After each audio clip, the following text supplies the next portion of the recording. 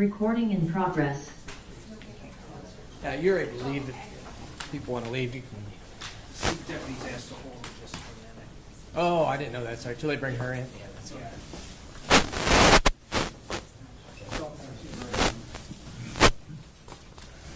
She could be right there. No. Joel said she Just want to up there? Okay.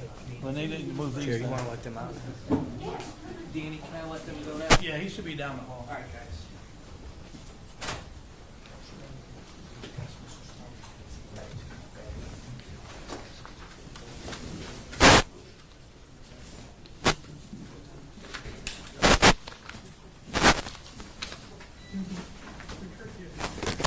Are we all good, Dina? Sorry. Excuse me, Your Honor. Sorry. You all ready? Sorry about that. Zoom. Yeah, we're sorry. Sorry, folks. They told us it's in the bag.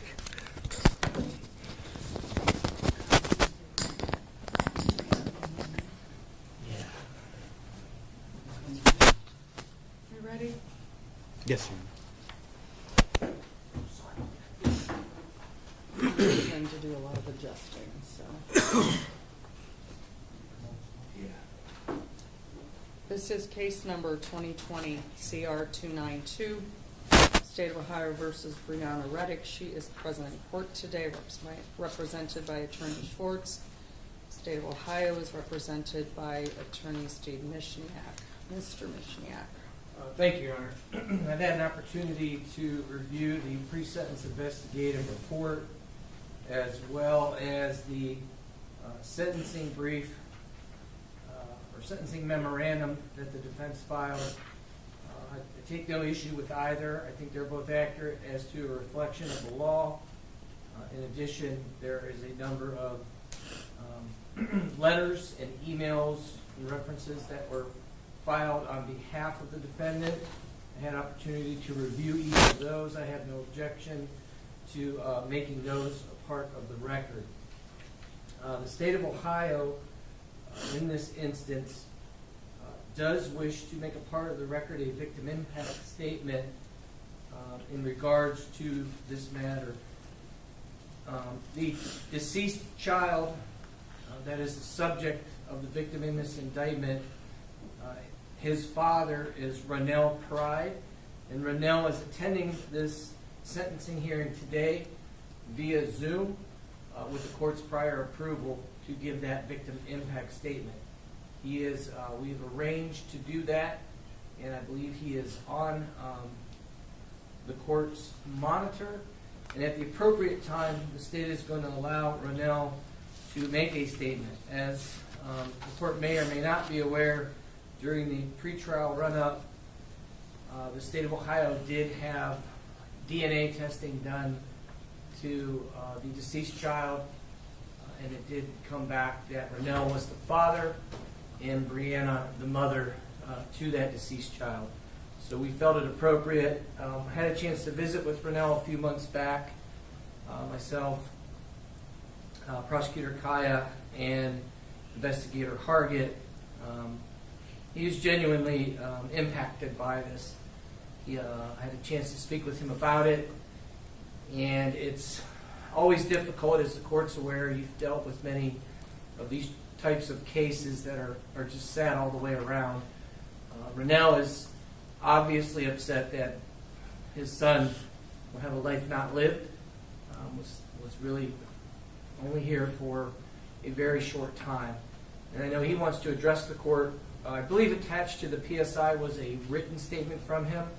I would ask to make that a part of the record, and the state will make its remarks after Mr. Pride. So at this time, I don't know if the volume's on or not.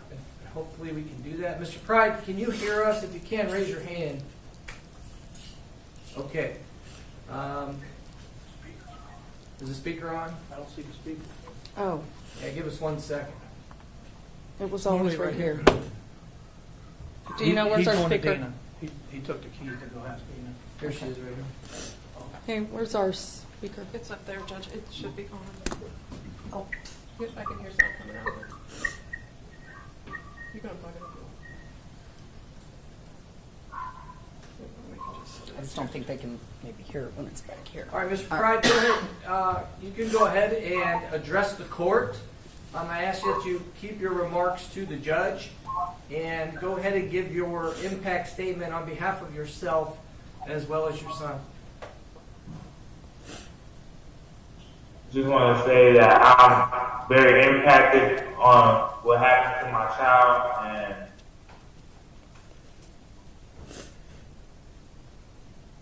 that's about it for real. All right, Mr. Pride, I was able to read the letter that you submitted. Is there anything you want to add to that? This is your opportunity. No, ma'am. All right. Okay. Anything else, Mr. Mishniak? Not for Mr. Pride. Thank you, Mr. Pride. You can remain on the video screen and watch the remainder of the hearing. Judge, as I said, I had the opportunity to review this, and the court's aware she's entered plea guilty to involuntary manslaughter. There is not a mandatory under the Ohio sentencing guidelines mandatory prison term. It is a presumption under the statute, so that leaves that to the discretion of this court. We agreed at the time as a part of our criminal rule 11F negotiations to allow the victim impact statement to be made, to allow the defense to present all of its mitigating circumstances, and to leave disposition sentencing to you. I will just state that throughout this case, the reoccurring theme I felt was just sadness, both for this child who will never get to live its life, and tragically was betrayed by the person that was supposed to protect him most. Looking through the facts and looking through the evidence, I understand this is a very young woman who was probably going through something that most of us can't relate to. She was attending Hiram College at the time. She was both an academic success and an athletic success, I should say, and was living, by all accounts, just a really charmed life there at that small town college, was doing well, and was hoping to move on with her future. Unfortunately, she made choices that cost her own son his life. And when I tried to think about the why would someone do this, why would she do this, I can't find a reason that any of us would accept as understandable or agreeable. There are so many resources in the community. I know at Hiram College there are resources. There are resources where Ms. Reddick went to high school.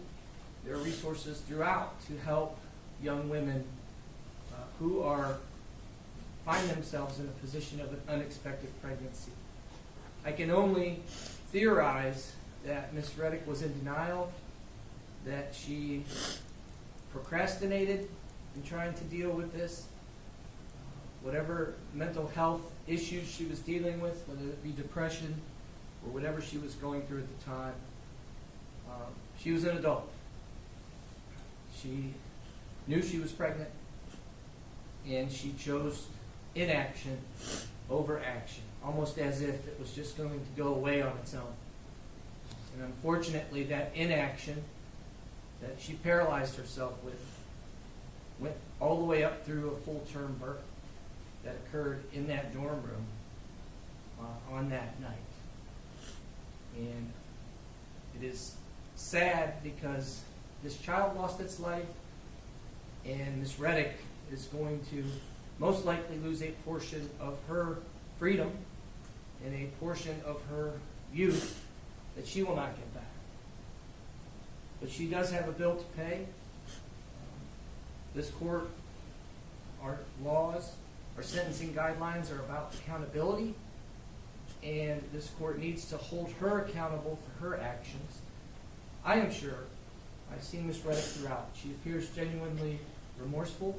She appears to have good family support, and I don't think you will see her again. I'm hoping that she will remain free from the criminal justice system. But that being said, this is a serious, serious act. We live in a society where the lines we draw between what is a child, when does life begin, all of these great biological and political questions. But the one bright line that we all seem to agree upon, at least through this day, is that when a child is born, it is its own person. It has a right. And under Ohio law, that child was a human. And she took the life of that human being through her inaction, through her paralysis, through her choices to not face this serious, serious situation that she found herself in. And for that, Judge, you know, I always say in my jury selection, heavy is the head that wears the crown, right? And you stand in the position of the state of Ohio. It's not you personally. It is the statutes and the laws which represent we the people. And in this instance, the people of the state of Ohio respect life. And they expect mothers who are birthing children to respect those children, to give those children a chance. And in this instance, the other theme that I see, and I don't mean this harshly, is selfishness. It is one of the base human instincts that often gets us into situations that are extremely dire as this one. And to be blunt, Ms. Reddick was selfish. She chose her own life, her own situation, over that of her child. And for that, Judge, I ask that you fashion a disposition and a sentence that you find most appropriate. I'm not going to stand here and decide what that is. As I said, that is within your discretion, within the laws of the state of Ohio. But we ask that you hold her accountable in a way that brings justice to this deceased child and recognizes that this was a human being. This was not an abortion. This was not a fetus. This was a little boy, a little baby boy. And he's dead now because his mom let him die. And that's heavy, and that is sad, and she needs to be held accountable for that act. Even though I call it inaction, it was an act. It's a very, very selfish act. And unfortunately, that's where we find ourselves in this day and age, where people even find it fathomable to do what happened in that dorm bathroom that night. It's shocking, it's sad, and we ask that this court fashion a disposition that it finds appropriate for the involuntary manslaughter charge that she pled to at the criminal rule 11F negotiations. Thank you. Attorney Schwartz. Thank you, Your Honor. I do echo a lot of what Mr. Mishniak had said. I know it has been a long couple of years while this case has been pending. In that time, I've gotten to know Brianna and her family fairly well, certainly better than I get to know a lot of my clients. This case is exceptionally sad all the way around. I know Mr. Mishniak and the court doesn't get an opportunity to sit down with Brianna, sit down with her family, and discuss the matter in detail. And we've been able to do that. The letters that the court received on behalf of Brianna, I can tell the court in absolute all sincerity that that's who at least I've come to know. Her family is heartbroken over this. I know they have not been looking forward to this. They haven't been sticking their head in the sand or anything, but they're heartbroken over this. It's something that's obviously really affected their family. I'm sure the court's noticed. I know Mr. Mishniak's noticed that Her entire family comes to every court hearing with her. They are involved and invested in her, in her past as well as her future. There isn't much I can say, and certainly, frankly, there's nothing I can say that would attempt to justify what happened here. In at least trying to explain it, I think Mr. Mishniak's right. She, for whatever reason, found herself in just a situation that she couldn't logically, reasonably handle. Could she have turned to her family for help? I think she realizes now she could have. Could she have reached out for assistance? She realizes now she could have. What was going on in her mind at the time is still, and probably will forever be a mystery, but I can, again, sincerely tell the court that she is really destroyed over this. I mean, I can only imagine the pain she and her family have gone through as a result of this decision. I can also portray to the court that Brianna is probably an aberration in the court system. She truly never thought she would be in this type of a situation. She didn't grow up in the best neighborhood, I guess I can say, but she excelled in high school, above her peers, academically, athletically, earning a scholarship to Hiram. Her life was taking off, going in the right direction, and then this unfathomable event took place, and she does take responsibility for what she did here. She'll never be able to explain it, but she is kind of been putting her life on hold to some degree, with regard to work, with regard to school, because she certainly does want to return to school. She obviously was not able to continue attending Hiram, but she still has goals. She's obviously very young and will still hopefully have a bright future ahead of her. As the court is aware, she has a 5 or 6 month old child now, which probably can only put into perspective her actions of 2 years ago. She, by all accounts, she's a fantastic mother,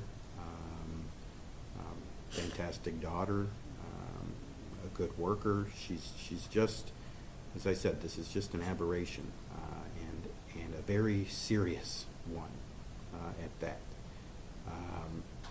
I do not envy the court in fashioning a sentence for this case, because it's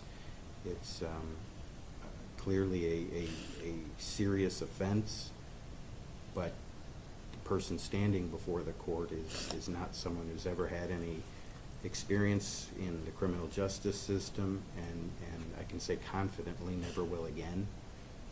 She's going to go on to hopefully raise her son, and maybe have more children, and hopefully have a bright life. But this is certainly something that she recognizes she needs to account for.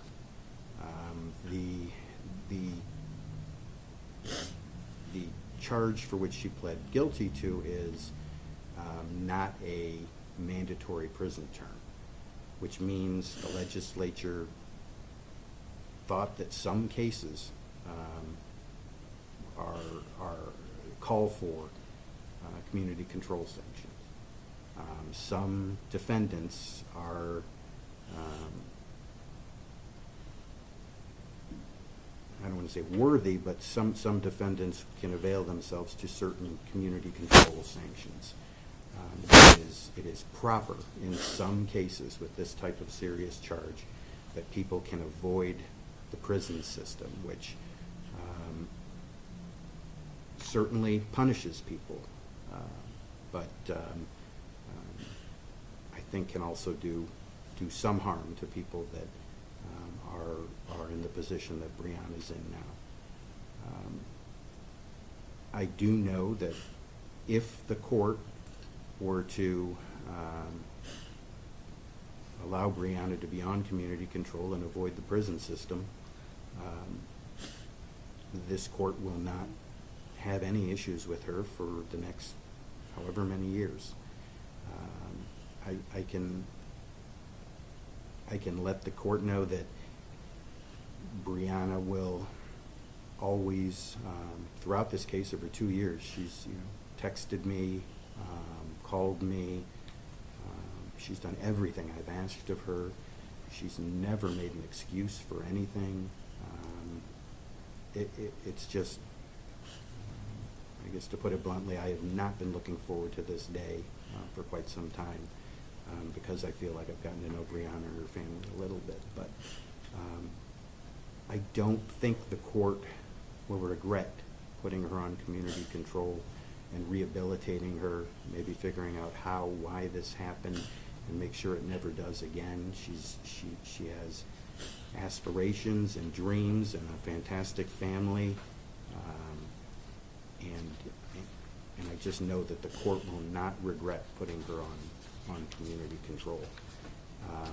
Brianna does have a statement that she would like to read. She told me ahead of time she may not be able to get through it, so I told her with the court's permission I would maybe pick up where she left off. Ms. Reddick, are you prepared to read your statement, or do you want your attorney to do it? I'll try to do it first. Okay, go ahead. This is your opportunity to speak.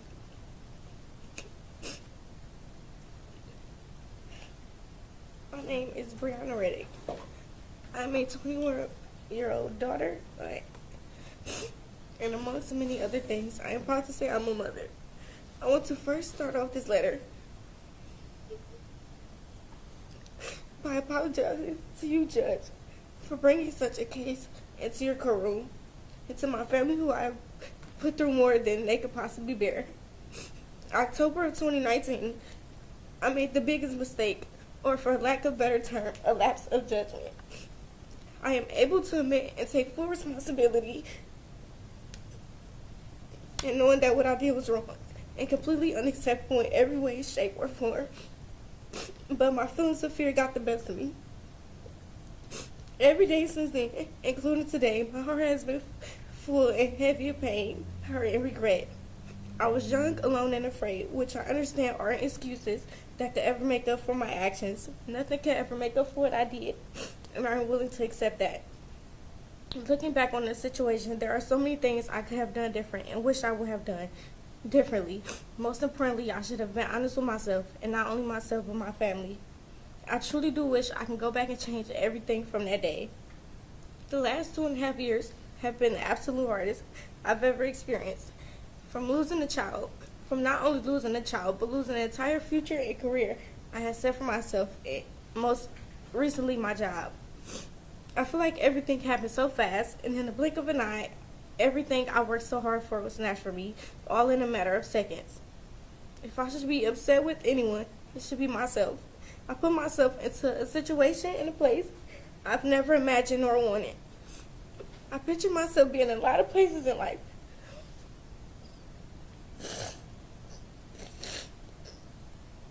But this was never one of them. At some point in time during all this, I was able to get in contact with the counselor. Speaking to the counselor about certain things opened my eyes and made me realize that I wanted more for myself, and it started with me. I knew that this was something I was going to have to live with for the rest of my life, but I couldn't at least heal from it if I didn't forgive myself first. Healing is a working process, and it takes time. It doesn't just happen overnight.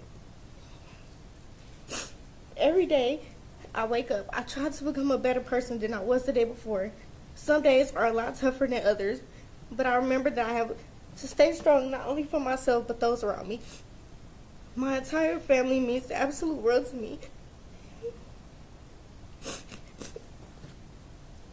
And not even words can explain how deep my love truly runs for them. January 12th, I gave birth to my pride and joy, Braylon.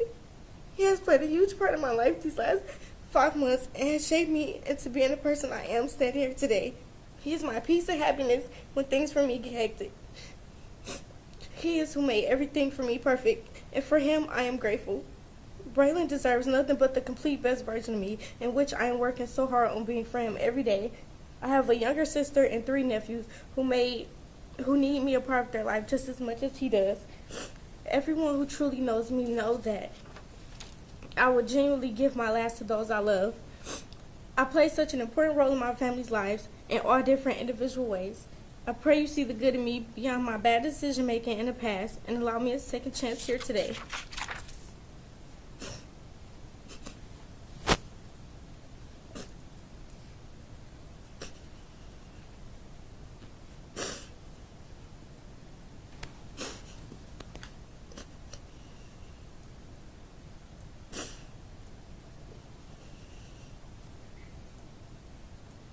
Anything else, Brianna?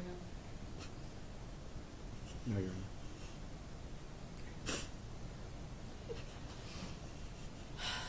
Anyone else that you want to speak, Mr. Schwartz?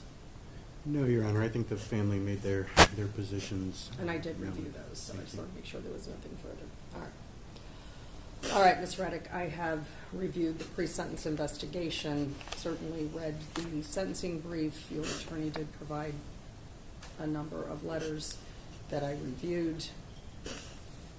I do have one question. I also received within the PSI a letter from a representative of the National Advocates for Pregnant Women.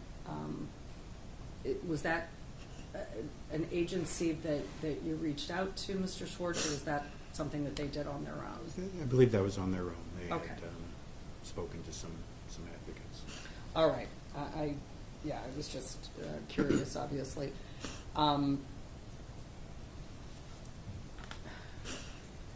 Obviously, this case is very difficult all the way around. Mr. Mishniak's assessment that it is sad certainly just is the tip of the iceberg.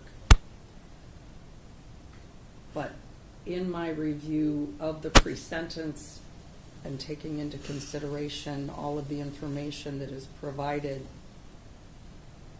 I also have certainly some thoughts about what happened here. Ms. Reddick, I think one of the most disturbing things for the court is that you do have a supportive family.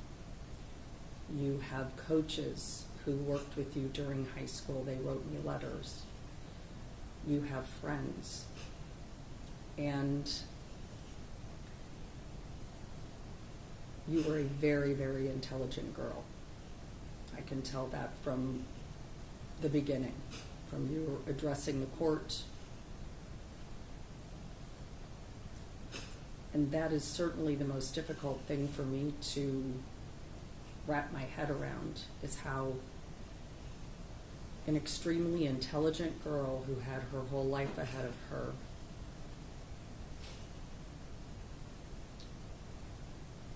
could be as self-centered and selfish as you were when you had all of that support. And you made a comment that this all happened in the blink of an eye and that you lost the baby. That's not what happened here. This wasn't in the blink of an eye. This was 9 months of pregnancy.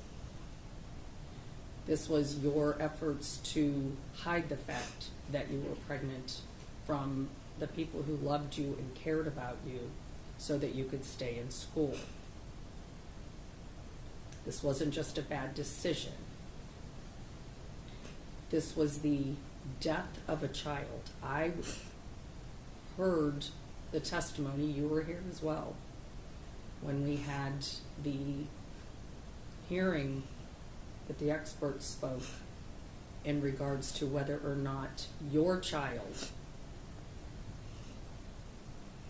had been alive when he was born. And but for your actions, he could have remained alive. And part of my job is to look at the science, not just everyone's feelings, but certainly the science. And the science, in my opinion, tells us that that child was alive.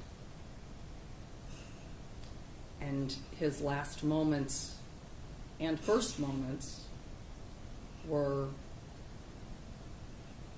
to be placed in a trash bag in a receptacle on a campus instead of being held by his mother. He deserved that. He deserved it. And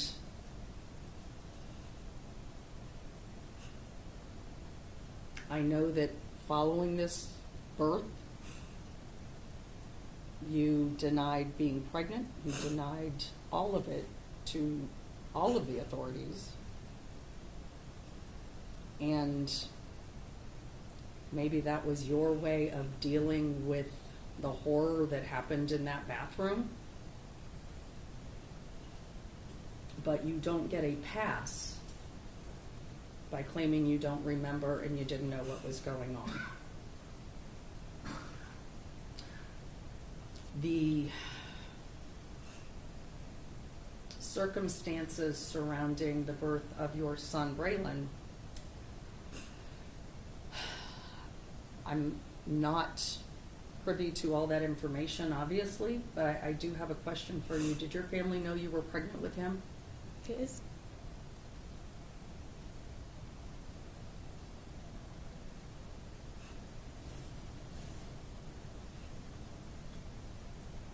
I have reviewed certainly all of the information provided. I have to consider the purposes and principles of sentencing. This is a felony of the first degree, and there is a presumption for prison.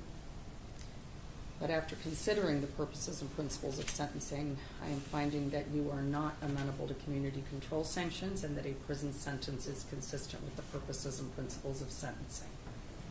This was a life, Ms. Reddick. This wasn't something that you can just put in the trash and walk away from. You had every opportunity, a supportive, loving family that could have helped you. And for whatever reason is, in your head, you decided to put your head in the sand and walk away. I cannot justify and I cannot overlook. Therefore, after reviewing all of the information, it is the sentence of this court for this felony of the first degree. I explained to you at the plea that I had to give you, if I sent you to prison, a minimum sentence and a maximum sentence, and I'll explain to you how that works. But the minimum sentence that the court is imposing is a 10-year sentence. The maximum sentence, the indefinite portion of that sentence, will be an additional 5 years. So technically the entire sentence is 10 to 15 years in the Ohio Department of Corrections. I arrive at that sentence by taking half of the minimum sentence that you will serve, adding it on to the top to make an indefinite portion of that sentence for 10 to 15 years.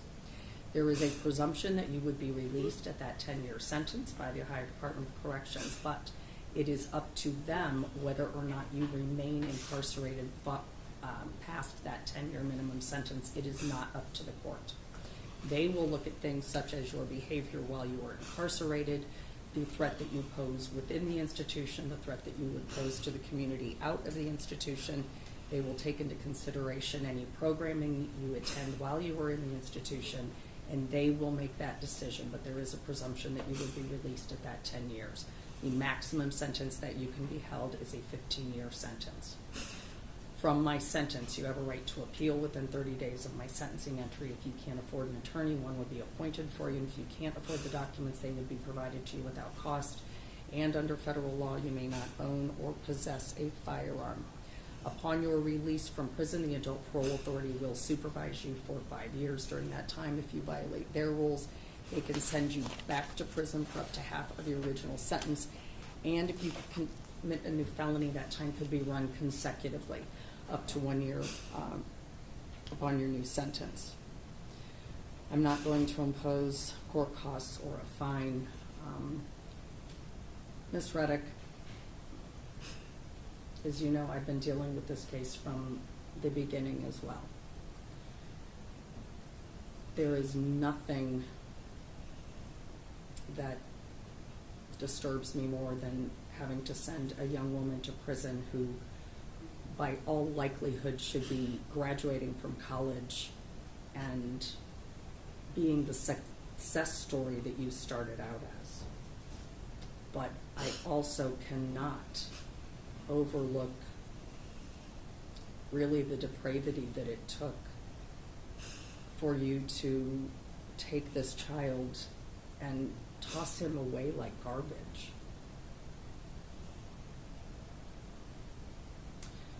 That is my sentence. She'll be taken into custody.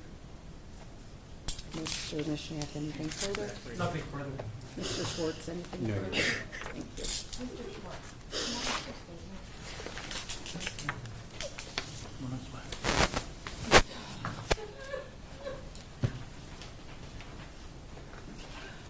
Anything else we need to address?